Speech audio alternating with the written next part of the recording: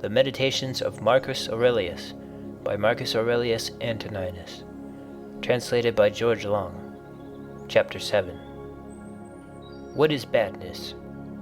It is that which thou hast often seen, and on the occasion of everything which happens, keep this in mind, that it is that which thou hast often seen.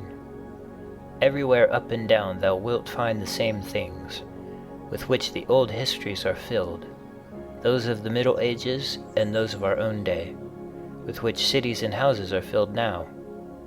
There is nothing new. All things are both familiar and short-lived. 2.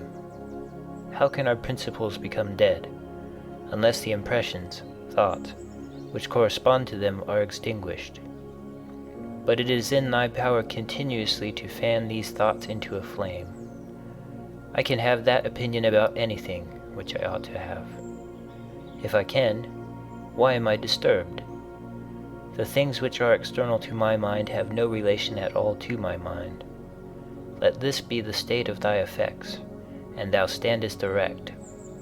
To recover thy life is in thy power. Look at things again as thou didst used to look at them, for in this consists the recovery of thy life. 3. The idle business of show. Plays on the stage, flocks of sheep, herds, exercises with spears, a bone to cast to little dogs, a bit of bread into fish ponds, laborings of ants and burden carrying, runnings about of frightened little mice, puppets pulled by strings, all alike. It is thy duty then in the midst of such things to show good humor, and not a proud air. To understand, however, that every man is worth just so much as the things are worth about which he busies himself. 4. In discourse thou must attend to what is said, and in every movement thou must observe what is doing, and in the one thou shouldst see immediately to what end it refers, but in the other watch carefully what is the thing signified. 5. Is my understanding sufficient for this or not? If it is sufficient, I use it for the work as an instrument given by the universal nature. But if it is not sufficient, then either I retire from the work and give way to him who is able to do it better, unless there be some reason why I ought not to do so, or I do it as well as I can, taking to help me the man who, with the aid of my ruling principle, can do what is now fit and useful for the general good. For whatsoever, either by myself or with another, I can do, ought to be directed to this only, to that which is useful and well suited to society. 6.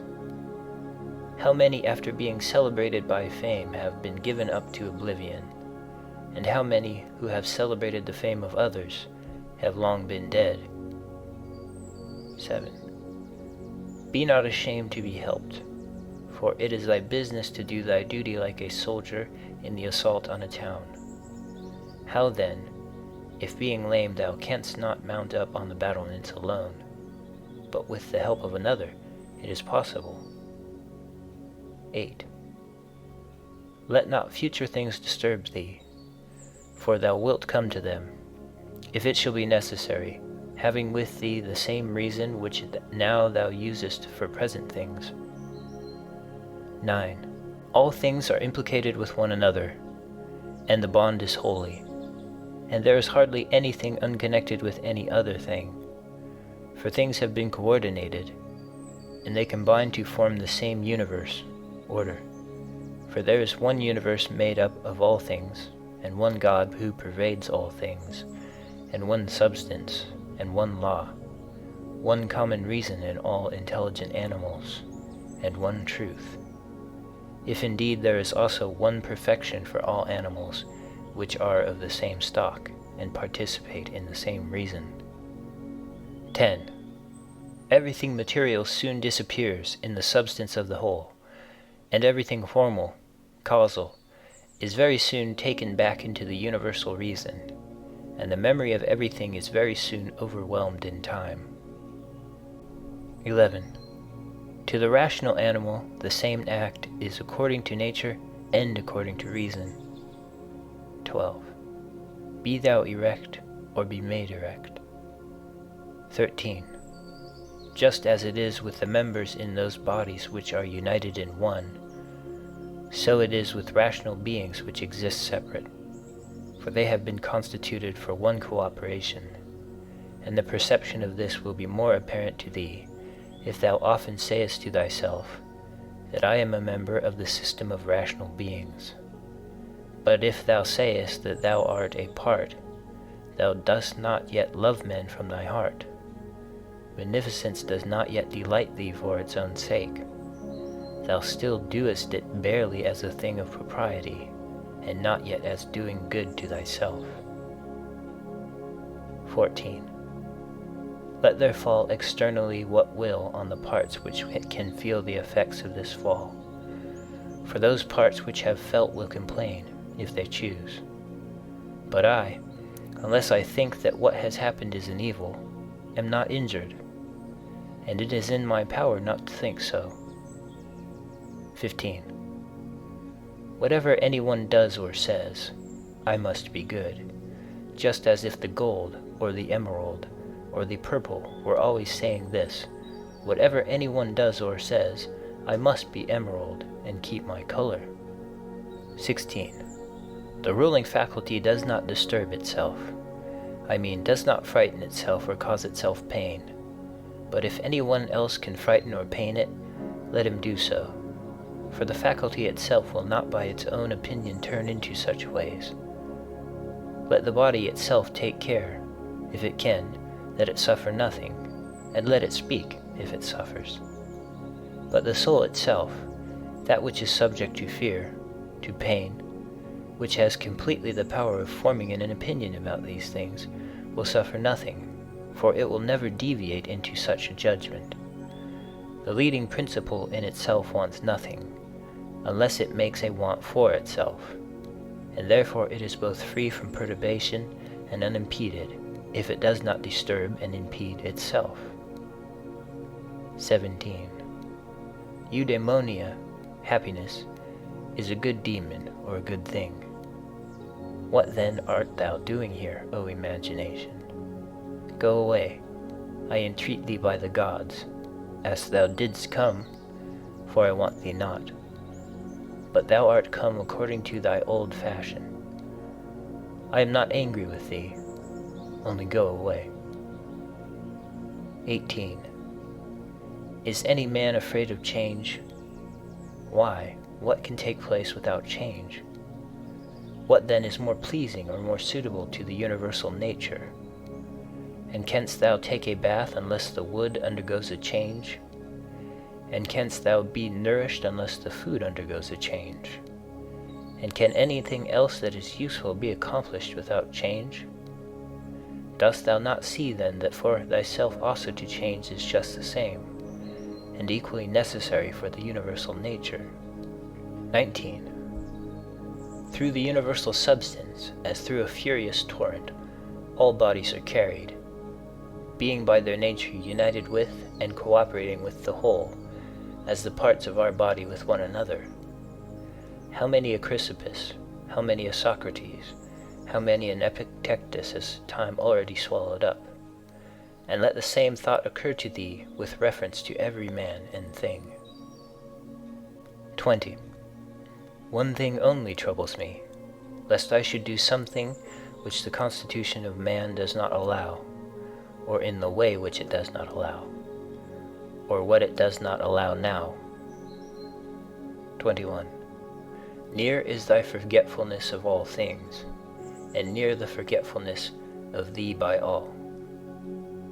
22. It is peculiar to man to love even those who do wrong, and this happens, if when they do wrong it occurs to thee that they are kinsmen, and that they do wrong through ignorance and unintentionally, and that soon both of you will die, and above all, that the wrongdoer has done thee no harm, for he has not made thy ruling faculty worse than it was before.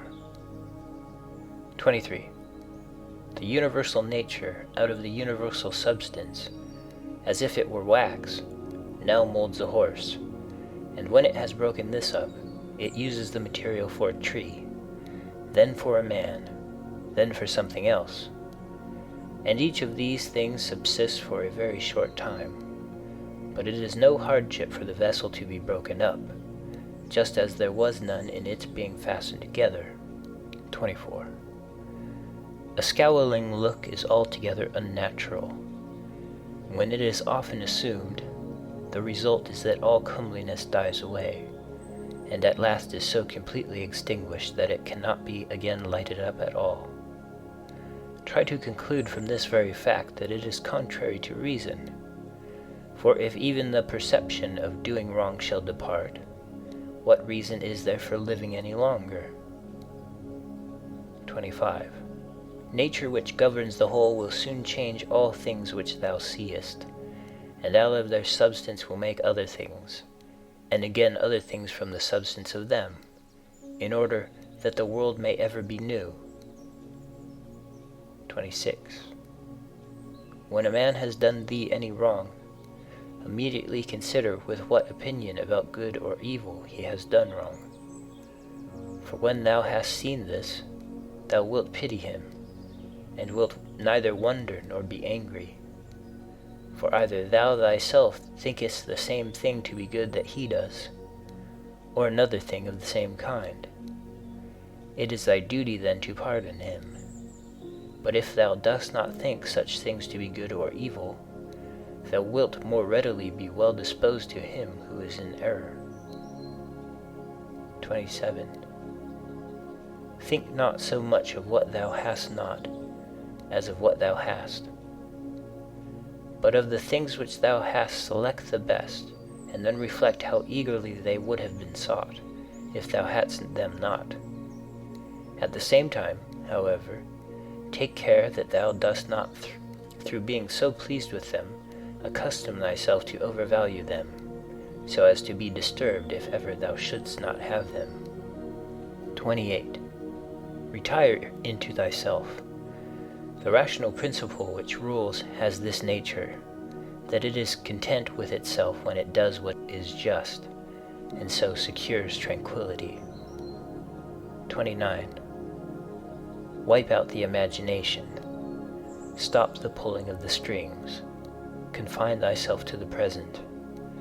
Understand well what happens either to thee or to another. Divide and distribute every object into the causal, formal, and the material.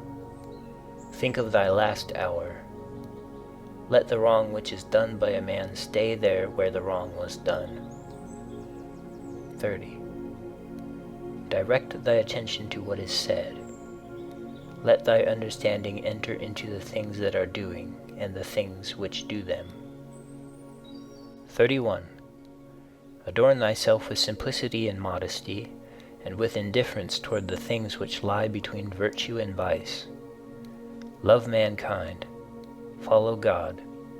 The poet says that law rules all, and it is enough to remember that law rules all. 32.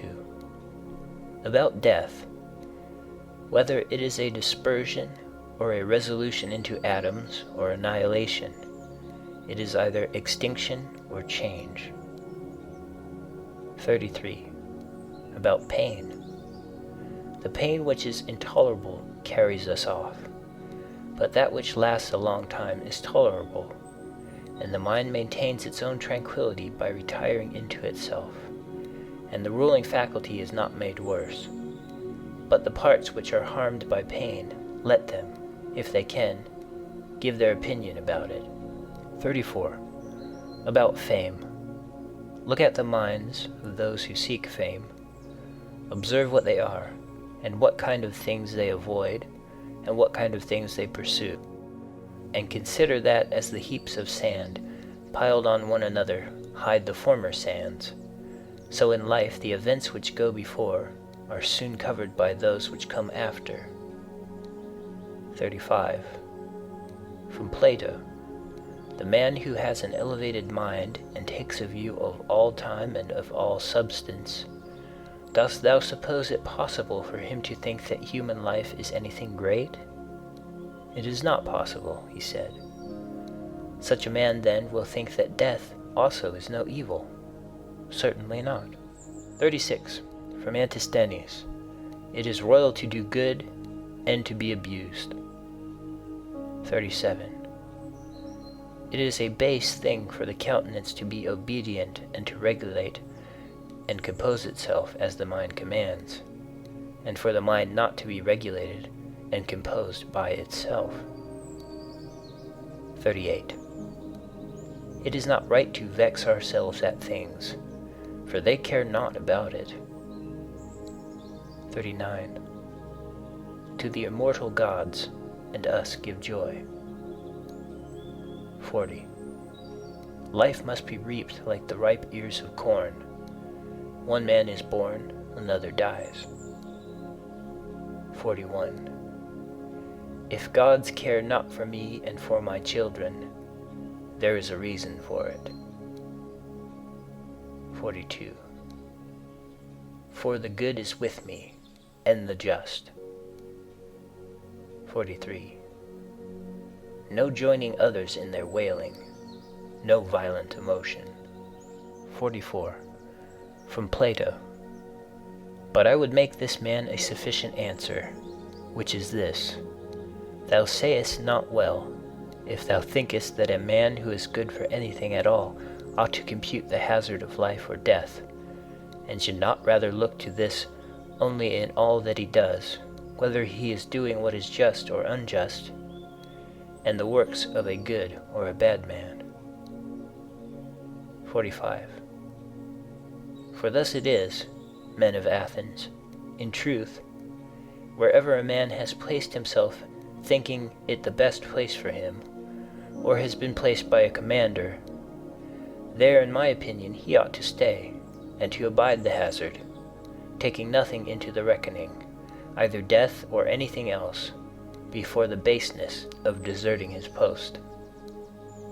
46. But, my good friend, reflect whether that which is noble and good is not something different from saving and being saved. For as to a man living such or such a time, at least one who is really a man, consider if this is not a thing to be dismissed from the thoughts, and there must be no love of life.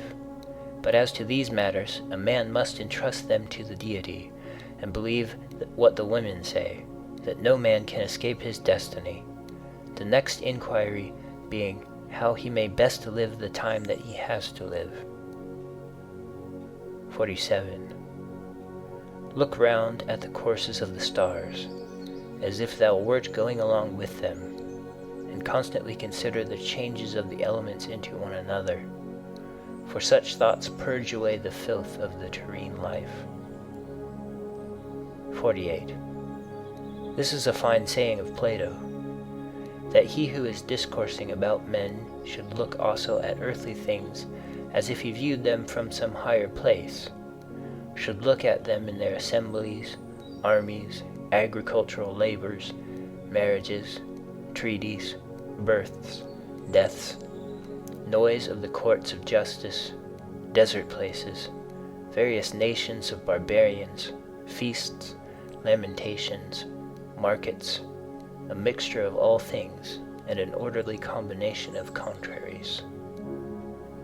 49. Consider the past, such great changes of political supremacies. Thou mayest foresee also the things which will be, for they will certainly be of like form, and it is not possible that they should deviate from the order of the things which take place now. Accordingly, to have contemplated human life for 40 years is the same as to have contemplated it for 10,000 years. For what more wilt thou see? 50. That which has grown from the earth to the earth, but that which has sprung from heavenly seed back to the heavenly realms returns. This is either a dissolution of the mutual involution of the atoms, or a similar dispersion of the insentient elements. 51. With food and drinks and cunning magic arts, turning the channel's course to scape from death, the breeze which heaven has sent, we must endure and toil without complaining. 52.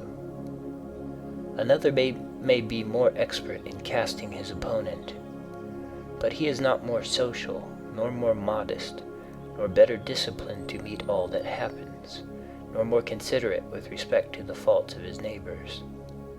53. Where any work can be done conformably to the reason which is common to gods and men, there we have nothing to fear. For where we are able to get profits by means of the activity which is successful and proceeds according to our constitution, there no harm is to be suspected. 54. Everywhere and at all times it is in thy power piously to acquiesce in thy present condition, and to behave justly to those who are about thee, and to exert thy skill upon thy present thoughts, that nothing shall steal into them without being well examined. 55. Do not look around thee to discover other men's ruling principles, but look straight to this, to what nature leads thee, both the universal nature through the things which happen to thee, and thy own nature through the acts which must be done by thee. But every being ought to do that which is according to its constitution, and all other things have been constituted for the sake of rational beings, just as among irrational things the inferior for the sake of the superior, but the rational for the sake of one another. The prime principle, then, in man's constitution is the social, and the second is not to yield to the persuasions of the body, for it is the peculiar office of the rational and intelligent motion to circumscribe itself, and never to be overpowered either by the motion of the senses or of the appetites, for both are animal. But the intelligent motion claims superiority, and does not permit itself to be overpowered by the others, and with good reason, for it is formed by nature to use all of them. The third thing in the rational constitution is freedom from error and from deception. Let then the ruling principle holding fast to these things go straight on, and it has what is its own. 56.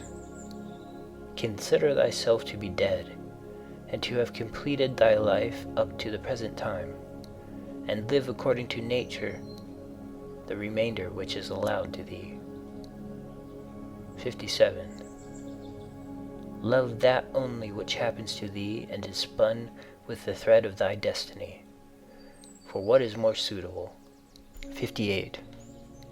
In everything which happens, keep before thy eyes those to whom the same things happened, and how they were vexed, and treated them as strange things, and found fault with them. And now where are they? Nowhere. Why then dost thou too choose to act in the same way? And why dost thou not leave these agitations which are foreign to nature, and those who cause them, and those who are moved by them? And why art thou not altogether intent upon the right way of making use of the things which happen to thee? For then thou wilt use them well, and they will be a material for thee to work on. Only attend to thyself, and resolve to be a good man in every act which thou doest, and remember. 59. Look within. Within is the fountain of good, and it will ever bubble up, if thou wilt ever dig. 60. The body ought to be compact, and to show no irregularity either in motion or attitude. For what the mind shows in the face by maintaining in it the expression of intelligence and propriety, that ought to be required also in the whole body. But all these things should be observed without affectation. 61. The art of life is more like the wrestler's art than the dancer's, in respect of this, that it should stand ready and firm to meet onsets which are sudden and unexpected. 62. Constantly observe who those are whose approbation thou wishest to have, and what ruling principles they possess. For then thou wilt neither blame those who offend involuntarily, nor wilt thou want their approbation, if thou lookest to the sources of their opinions and appetites. 63. Every soul, the philosopher says, is involuntarily deprived of truth. Consequently, in the same way, it is deprived of justice and temperance and benevolence and everything of the kind. It is most necessary to bear this constantly in mind, for thus thou wilt be more gentle towards all. 64. In every pain let this thought be present, that there is no dishonor in it, nor does it make the governing intelligence worse, for it does not damage the intelligence either so far as the intelligence is rational or so far as it is social. Indeed, in the case of most pains, let this remark of Epicurus aid thee, that pain is neither intolerable nor everlasting, if thou bearest in mind that it has limits, and if thou addest nothing to it in imagination. And remember this too, that we do not perceive that many things which are disagreeable to us are the same as pain, such as excessive drowsiness, and the being scorched by heat, and the having no appetite. When then thou art discontented about any of these things, say to thyself that thou art yielding to pain. 65. Take care not to feel towards the inhuman as they feel towards men. 66. How do we know if Teleologus was not superior in character to Socrates? For it is not enough that Socrates dies a more noble death, and disputed more skillfully with the sophists, and passed the night in the cold with more endurance, and that when he was bid to arrest Leon of Salamis, he considered it more noble to refuse, and that he walked in a swaggering way in the streets, though as to this fact one may have great doubts if it was true. But we ought to inquire what kind of a soul it was that Socrates possessed, and if he was able to be content with being just towards men and pious towards the gods, neither idly vexed on account of men's villainy, nor yet making himself a slave to any man's ignorance, nor receiving as strange anything that fell to his share out of the universal, nor enduring it as intolerable, nor allowing his understanding to sympathize with the effects of the miserable flesh. 67. Nature has not so mingled the intelligence with the composition of the body, as not to have allowed thee the power of circumscribing thyself, and of bringing under subjection to thyself all that is thy own. For it is very possible to be a divine man, and to be recognized as such by no one. Always bear this in mind. And another thing too, that very little indeed is necessary for living a happy life, and because thou hast despaired of becoming a dialectician and skilled in the knowledge of nature, do not for this reason renounce the hope of being both free and modest, and social and obedient to God. 68.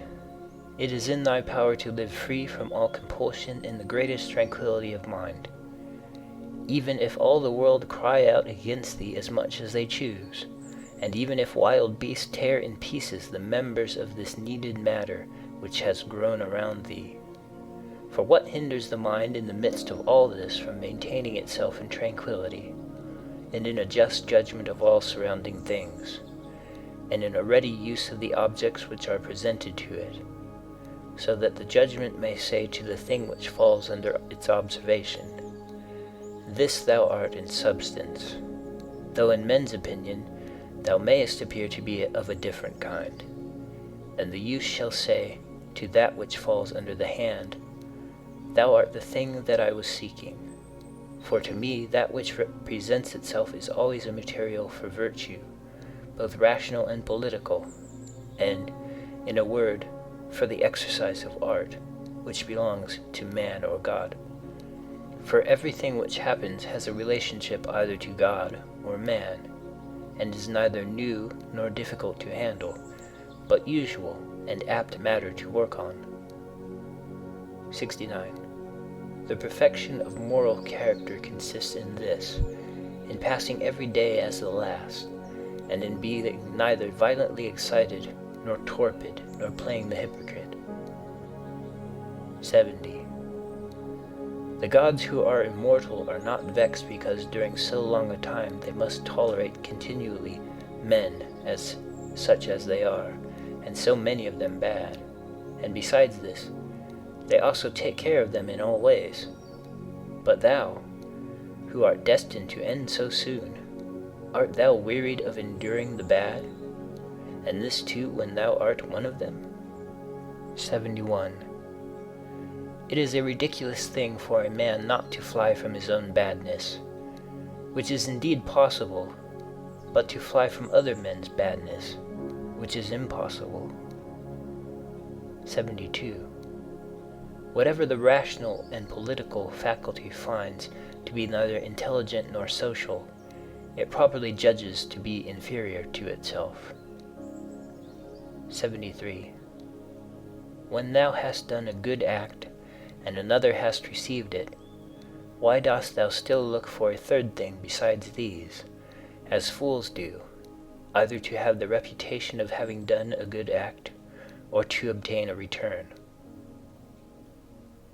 74. No man is tired of receiving what is useful, but it is useful to act according to nature. Do not then be tired of receiving what is useful by doing it to others. 75. The nature of the all moved to make the universe.